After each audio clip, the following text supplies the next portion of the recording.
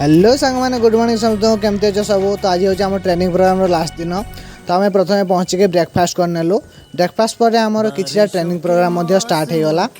Training programme किसी समय चलला आमको बुलिया को नहीं गले खंडगिरी। तो चलो जा खंडगिरी आ मजा नवा। तो ये हूँ खंडगिरी जीवार रास्ता। किसी समय ट्रावेल कला फाइनाली पहुँची गलु खंडगिरी। देखते व्यू अति सुंदर। किए कि आगु खंडगिरी को आस निश्चय कमेंट करके जनइब। जी आसन निहाती आसो आ देखियो बहुत सुंदर जगह। आदरों में मैंने है संभाली तू कहीं आग जैसी जलती है बने बरखा। बुली बुला सारा पर आम पलि आसलु लेंबू पानी पीवा को। भाई अति सुंदर आकार बनई देले पूरा मस्त लगिला।